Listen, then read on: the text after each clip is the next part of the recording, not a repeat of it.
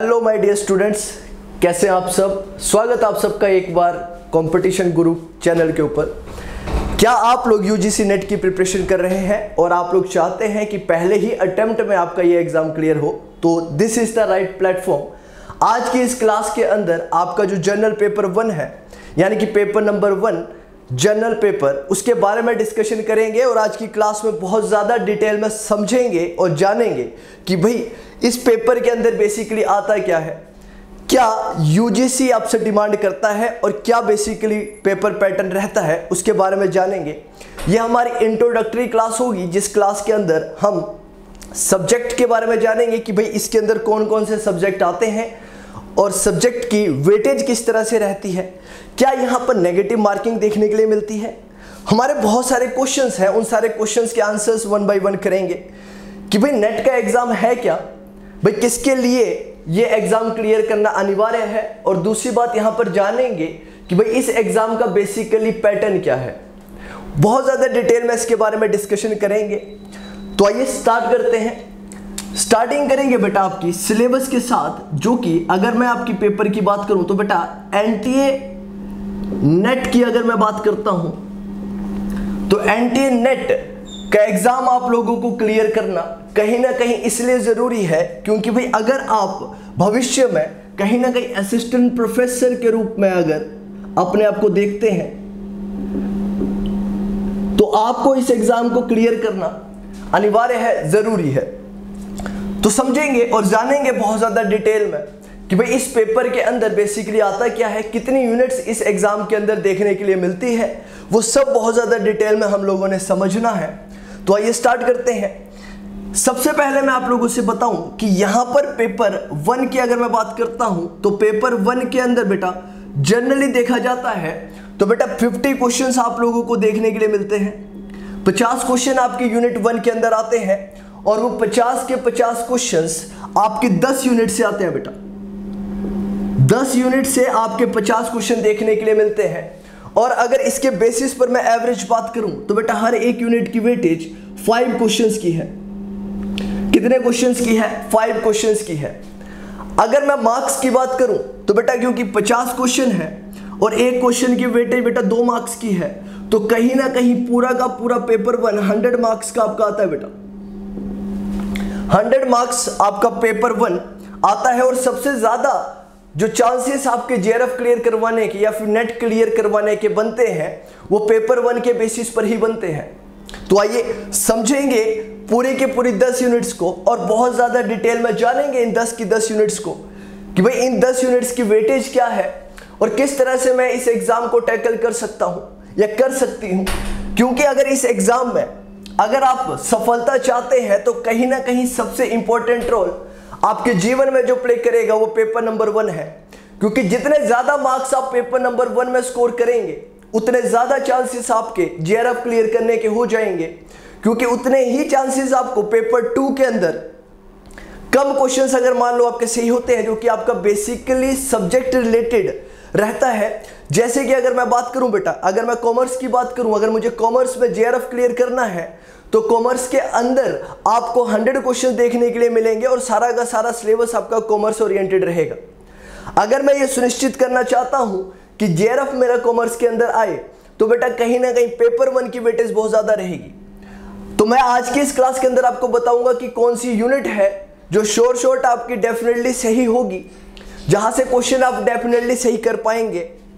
तो आइए समझेंगे आज इस क्लास की सबसे पहले यूनिट की अगर मैं बात करूं तो सबसे पहले यूनिट जो हमारी आती है बेटा वो कौन सी है, समझिएगा। सबसे पहले हम बात करते हैं बेटा रिसर्च एप्टीट्यूड की। किसकी बात करते हैं बेटा? रिसर्च एप्टीट्यूड की। यहां पर आज की क्लास के अंदर जानेंगे कि भाई रिसर्च एप्टीट्यूड यूनिट आपके एग्जाम के लिए क्यों रेलिवेंट है। इनफैक्ट आपके एग्जाम के लिए ही नहीं, ये बल्कि जब आप प्रोफेसर बनेंगे तो प्रोफेसर बनने के लिए आपको एक प्रक्रिया से गुजरना पड़ेगा, यानी कि आपको पीएचडी करनी पड़ेगी और पीएचडी के अंदर आपको बेसिकली रिसर्च ही करवाई जाती है बेटा। वहां पर आप किसी पर्टिकुलर टॉपिक के ऊपर क्या करते हैं, बेसिकली रिसर्च करते हैं।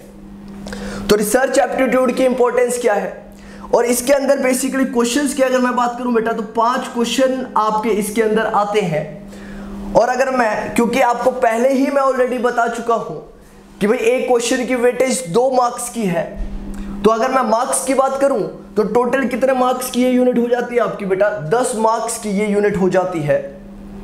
उसके बाद अगर मैं बात करता हूं तो दूसरी यूनिट है बेटा आपके पास टीचिंग एप्टीट्यूड। अगर मैं टीचिंग एप्टीट्यूड की बात करूं तो टीचिंग एप्टीट्यूड के अंदर भी बेटा 5 क्वेश्चंस आपके आएंगे और एक क्वेश्चन की वेटेज 2 मार्क्स की है, तो टोटल मार्क्स हो गए बेटा आपके 10। तीसरी यूनिट की अगर मैं बात करता हूं, अब टीचिंग एप्टीट्यूड के बारे में जानेंगे सबसे पहले। तीसरी यूनिट बताने से पहले सबसे पहले ये समझेंगे कि टीचिंग एप्टीट्यूड की रिक्वायरमेंट पेपर 1 के अंदर क्यों है। जब आप असिस्टेंट प्रोफेसर बनेंगे, जब आप एक प्रोफेसर की पोस्ट के लिए अप्लाई करेंगे, तो एक अध्यापक के अंदर पढ़ाने का एक जज्बा होना चाहिए, उसके पास वो स्किल्स होनी चाहिए कि भाई वो एक अच्छी तरह से स्टूडेंट्स को क्या कर सके, टीच कर सके। इसीलिए इस यूनिट को डाला गया है। यहां पर आपको वेरियस टीचिंग मेथोडोलॉजीज के बारे में पढ़ाया जाता है कि भाई एक अच्छे अध्यापक होने के लिए क्या क्या आपके पास एक बेसिक एप्टीट्यूड होना चाहिए, वो सारी की सारी चीजें इस यूनिट के अंदर बेसिकली कवर अप की जाएगी। तो टीचिंग एप्टीट्यूड हमारी सेकंड यूनिट रहती है। एक यूनिट हमारे पास बेटा कम्युनिकेशन की है। अगर मैं कम्युनिकेशन की बात करूं तो यहां से भी बेटा 5 क्वेश्चन देखने के लिए मिलते हैं। एक क्वेश्चन की वेटेज 2 मार्क्स की, तो बेटा टोटल यहां पर भी ये यूनिट 10 मार्क्स की है। कम्युनिकेशन को इस पेपर का पार्ट बनाने के पीछे का लॉजिक क्या है कि भाई एक टीचर, जो भी एक प्रोफेसर है, उस प्रोफेसर के अंदर इतनी एबिलिटी होनी चाहिए, एक टीचर के अंदर इतनी एबिलिटी होनी चाहिए कि भाई वो बच्चों के साथ, स्टूडेंट के साथ अच्छी तरह से कम्युनिकेट कर सके, टू वे कम्युनिकेशन हो सके। किस तरह से कम्युनिकेशन जो है इफेक्टिव हो सकती है, उसके बारे में यहां पर बताया गया है। और यहां पर उसी चीज के बारे में बहुत ज्यादा डिटेल में हम समझेंगे जब हम कम्युनिकेशन की यूनिट्स को करेंगे। उसके साथ ही 4th यूनिट की अगर मैं बात करता हूं बेटा, तो एक यूनिट आपके पास आती है बेटा डाटा इंटरप्रिटेशन की। डाटा इंटरप्रिटेशन की अगर मैं बात करता हूं तो यहां पर आपको जनरली मैथ से रिलेटेड क्वेश्चंस पूछे जाते हैं। डीआई आपको यहां पर पूछा जाता है। और इस यूनिट के अंदर भी अगर मैं बात करूं बेटा तो 5 क्वेश्चन आपके देखे गए हैं और एक क्वेश्चन की वेटेज 2 मार्क्स की, तो 10 मार्क्स की बेटा ये वाली यूनिट आपकी रहती है डाटा इंटरप्रिटेशन की। यहां पर बेसिकली अगर मैं क्वेश्चंस की बात करूं तो क्वेश्चंस क्या पूछे जाते हैं यहां पर, इस यूनिट को बेसिकली टैकल किस तरह से किया जाएगा, क्योंकि आमतौर पर बच्चे अगर किसी यूनिट से कंफ्यूज होते हैं तो बेटा वो यही यूनिट है। क्यों कंफ्यूज होते हैं? क्योंकि बच्चे ये कहते हैं जनरली, क्योंकि ये जो पेपर है वो पेपर बेसिकली आर्ट साइड के बच्चे भी देते हैं, कॉमर्स वाले भी देते हैं और साइंस वाले भी देते हैं। आर्ट्स वाले बच्चों को थोड़ी सी दिक्कत यहां पर आती है क्योंकि उनका मैथमेटिक वाला पार्ट जो है वो थोड़ा सा वीक रहता है। तो यहां पर अगर मैं बात करूं आप लोगों से, अगर आप लोगों की मैथ्स में थोड़ी अच्छी कमांड है तो आप पूरे 5 के 5 क्वेश्चन बहुत अच्छी तरह से सही कर सकते हैं और आप पूरे के पूरे 10 मार्क्स ले सकते हैं इस यूनिट के अंदर। इसके बाद बेटा एक आपकी यूनिट है मैथमेटिकल रीजनिंग की।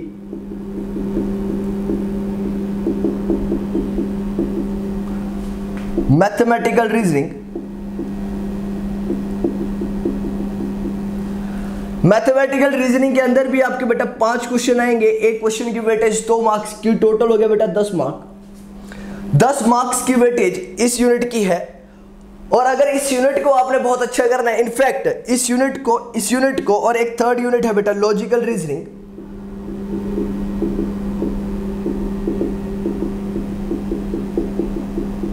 यहां पर भी बेटा आपके 5 क्वेश्चन आएंगे, एक क्वेश्चन 2 मार्क्स का, टोटल हो गया बेटा 10 नंबर। टोटल हो गए बेटा यहां पर आपके 10 मार्क्स, 10 नंबर की ये यूनिट है। और अगर मैं इन तीनों यूनिट्स की बात करता हूं तो इन तीनों यूनिट्स का बेस कहीं ना कहीं आपके मैथमेटिक्स के ऊपर है। और मैथमेटिक्स के ऊपर भी कौन कौन सी यूनिट है या फिर कौन कौन से टॉपिक्स हैं, जिन टॉपिक्स को आप बहुत अच्छी तरह से कर लेते हैं तो आपके यहां पर पूरे के पूरे चांसेस है कि भाई आपके पूरे के पूरे 30 नंबर पूरे हो सकते हैं बेटा, या फिर पूरे के पूरे 30 नंबर आप लोगों के आ सकते हैं। अब वो यूनिट कौन कौन सी है और वो टॉपिक कौन कौन सी है, आइए उसके बारे में थोड़ा सा डिस्कशन करते हैं। तो सबसे पहले समझना बेटा, यहां पर एक टॉपिक है बेटा profit and loss. Profit and loss एक टॉपिक ये है जहां से क्वेश्चन पूछा जाता है, और इसके ज्यादा अगर क्वेश्चन डीआई के अंदर देखे जाते हैं, डाटा इंटरप्रिटेशन के फॉर्म में देखे जाते हैं, प्रॉफिट एंड लॉस से क्वेश्चन आ सकता है। दूसरी यूनिट जो है बेटा, एक यूनिट आपकी एवरेज होती है, एवरेज से आपके क्वेश्चंस देखने के लिए मिल सकते हैं। एक क्वेश्चन कभी कभार पूछ लेता है टाइम एंड वर्क से। एक बेटा टॉपिक आपका परसेंटेज, एक टॉपिक है आपका बेटा परसेंटेज, यहां से भी क्वेश्चन आते हैं। पांचवा टॉपिक जो आपको स्ट्रॉन्ग करना है बेटा वो है रेशियो एनालिसिस या फिर रेशियो। अगर आपकी कमांड इन 5 टॉपिक के ऊपर है तो आप बेटा कहीं ना कहीं डाटा इंटरप्रिटेशन, मैथमेटिकल रीजनिंग और लॉजिकल रीजनिंग के अंदर बेटा तर्क शक्ति आपकी देखी जाती है।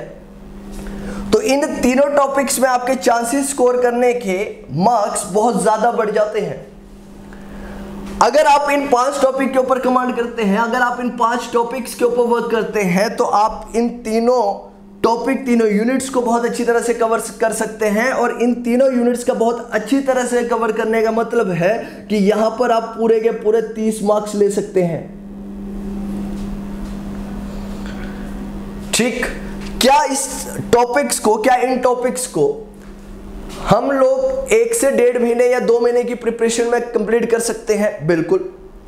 यहां पर आप लोगों को, यानी कि इस प्लेटफॉर्म के ऊपर आपको ये सारे के सारे टॉपिक्स बहुत ही इजी तरीके से विद शॉर्ट ट्रिक्स आपको बताए जाएंगे। इसके बाद अगर मैं बात करूं आप लोगों से,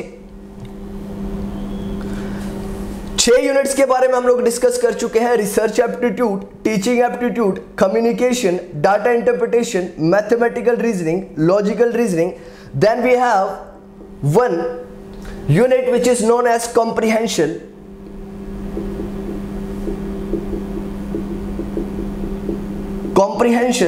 कॉम्प्रिहेंशन से भी आपको 5 क्वेश्चन देखने के लिए मिलेंगे। एक क्वेश्चन की वेटेज 2 मार्क्स की और टोटल बेटा 10 मार्क्स का ये यूनिट रहेगी। इस यूनिट के अंदर बेसिकली क्या देखा जाता है, यहां पर आपकी रीडिंग स्किल्स को देखा जाएगा।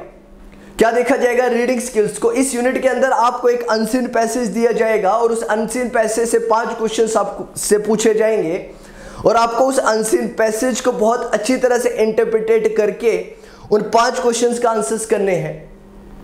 रीजन क्या है बेटा कॉम्प्रिहेंशंस को बहुत अच्छी तरह से करने का, या फिर किस तरीके से हम कॉम्प्रिहेंशंस को बहुत अच्छी तरह से कर सकते हैं? और अब एग्जाम के अंदर यह देखा गया है कि कॉम्प्रिहेंशन जो है वो बहुत ज्यादा अच्छी तरह से पूछे जा रहे हैं और एक अच्छे लेवल के कॉम्प्रिहेंशन पैसेजेस पूछे जा रहे हैं। उसके बाद अगर बेटा मैं बात करूं आप लोगों से, एक यूनिट आपकी है यहां पर हायर एजुकेशन।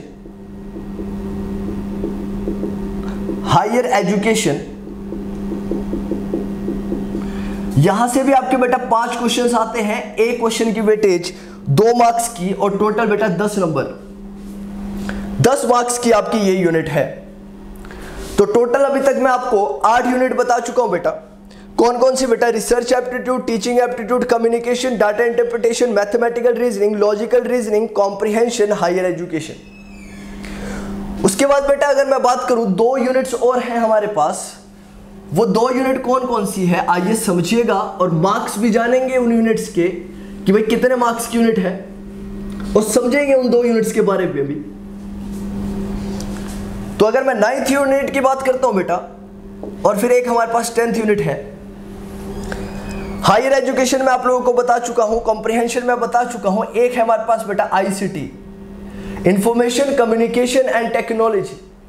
यहां पर बेसिकली आपसे कंप्यूटर रिलेटेड क्वेश्चंस पूछे जाते हैं। कंप्यूटर के क्वेश्चन किस लेवल तक पूछे जाएंगे? बेसिक टू मीडियम लेवल के क्वेश्चन यहां पर जनरली पूछे जाते हैं। मार्क्स की वेटेज कितनी है बेटा? टोटल 5 क्वेश्चन यहां पर आते हैं। एक क्वेश्चन की वेटेज 2 मार्क्स की, और अगर बात करूं बेटा तो 10 नंबर यहां से आपको देखने के लिए मिलते हैं। आई बात समझ में या नहीं?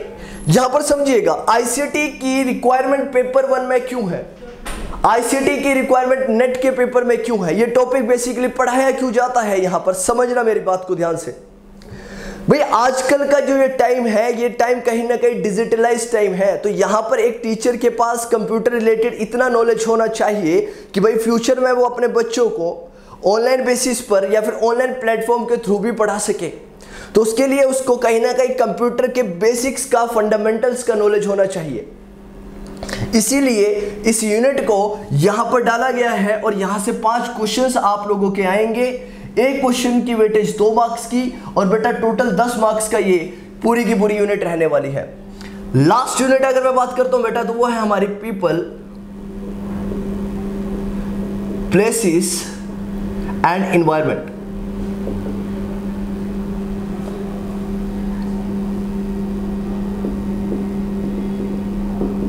यहां से भी बेटा 5 क्वेश्चंस आपसे पूछे जाते हैं। एक क्वेश्चन की वेटेज 2 मार्क्स की, टोटल बेटा 10 मार्क्स।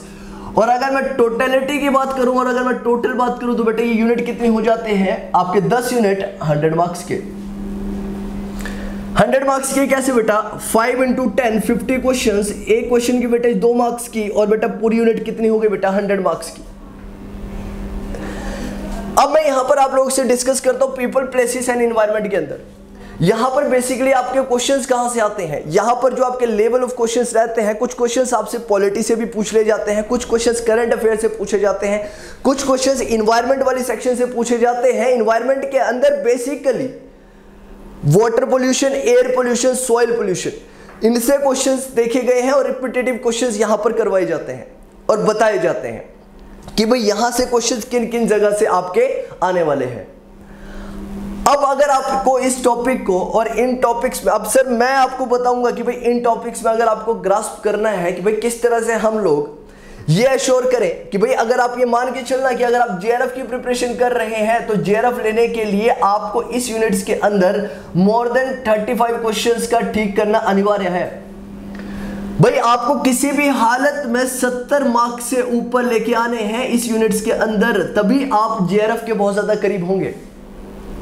समझिएगा मेरी बात को, ध्यान से समझना। क्या 70 मार्क्स स्कोर कर पाना आसान है? बिल्कुल आसान है, बिल्कुल आसान है और बहुत आसानी से सिक्योर किए जा सकते हैं। अभी बताऊंगा आपको कि भाई किस यूनिट को कितनी आपने वेटेज करना है और कितने मार्क्स आपके सही होने चाहिए। आई बात समझ में? तो आइए समझिएगा। अगर मैं बात करता हूं रिसर्च एप्टीट्यूड की तो यहां पर आपके मिनिमम 4 क्वेश्चन और मैक्सिमम 5 क्वेश्चन आपके ठीक होने चाहिए। मिनिमम अगर मैं बात करता हूं रिसर्च एप्टीट्यूड के अंदर तो 4 क्वेश्चन आपके किसी भी हालत में ठीक होने चाहिए और मैक्सिमम 5 के 5 क्वेश्चन क्या इस यूनिट से ठीक किए जा सकते हैं? बिल्कुल किए जा सकते हैं, बिल्कुल 5 के 5 क्वेश्चन आपके सही हो सकते हैं। टीचिंग एप्टीट्यूड की बात करूं सेम बेटा 4 to 5, minimum 4 question, maximum 5 question. बस आपको एक प्रॉपर स्ट्रेटेजी फॉलो करनी होगी अगर आप 4 से 5 क्वेश्चन बिल्कुल सही करना चाहते हैं। टीचिंग एप्टीट्यूड हो गया बेटा कम्युनिकेशन, मिनिमम 5 और मैक्सिमम 5 बेटा 5 के 5 क्वेश्चन आपके यहां से सही होने चाहिए। बहुत ही इजी यूनिट है, मार्क्स स्कोरिंग यूनिट है, यहां पर मार्क्स स्कोर कर पाना बहुत ज्यादा आसान है।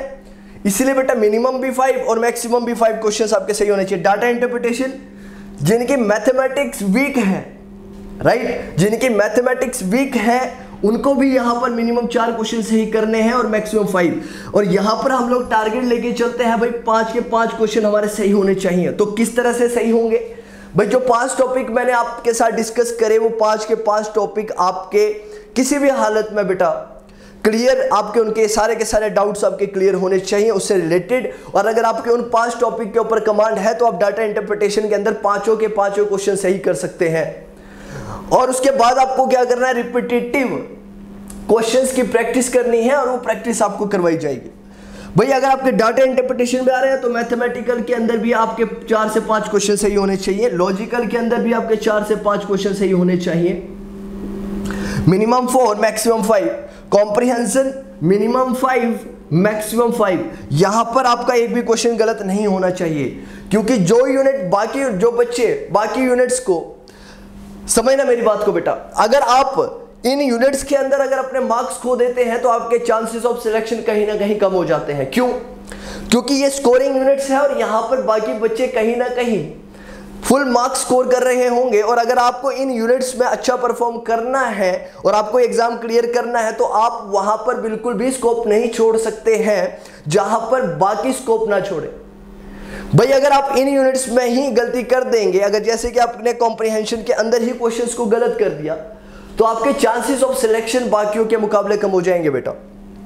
Then we have higher education. Higher education के अंदर बेटा 4 to 5 क्वेश्चंस, राइट। आईसीटी के अंदर बात करता हूं बेटा तो 3 to 5 question, minimum 3 question, maximum 5 question आपके ठीक होने चाहिए। पीपल एनवायरनमेंट के अंदर बेटा 3 to 5, राइट। 3 to 5 बोल लो या फिर 3 to 4 क्वेश्चंस यहां पर आपके सही होने चाहिए, क्योंकि बेटा ये वाली यूनिट की अगर मैं बात करूं तो ये बहुत ज्यादा लेंथी यूनिट है। कैसी यूनिट है? लेंथी यूनिट है। यहां पर इस यूनिट की लेंथ बहुत ज्यादा है, लेकिन इसका आउटपुट इस हिसाब से बहुत ज्यादा नहीं है। क्यों? क्योंकि क्वेश्चन पूछे जाएंगे 5, लेकिन कवर अप करने के लिए जो हमें टाइम लगेगा बहुत ज्यादा लगेगा। और आप एक बात मान के चलना, आप ही नहीं बाकी बच्चे भी इस यूनिट के साथ कॉम्प्रोमाइज करते हैं। और कुछ क्वेश्चंस इसके अंदर ऐसे होंगे जो क्वेश्चंस आपको नहीं आते होंगे, और बेटा वो क्वेश्चंस बाकियों को भी नहीं आते होंगे, ये फैक्ट है।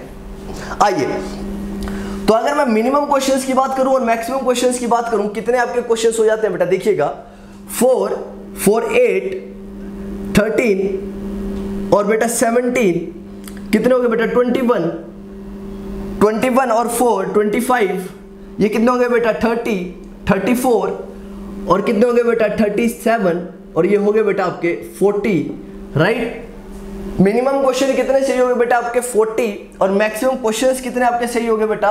49, और ये जनरली रेंज कर सकता है आपका 45 to 47, राइट। तो इस अप्रोच से हमें स्टडी करना है। और मिनिमम मार्क्स की अगर मैं बात करूं बेटा तो कितने हो गए बेटा? अगर आपके मिनिमम अगर आप प्रॉपर तरीके से प्रिपरेशन करते हैं तो 40 into 2 80 मार्क्स, और 80 मार्क्स पेपर 1 में आना मतलब कहीं ना कहीं आपका ये एश्योर्ड है कि आपका जेआरएफ आ रहा है, अगर आपकी अपने सब्जेक्ट में भी रेलिवेंट क्या है?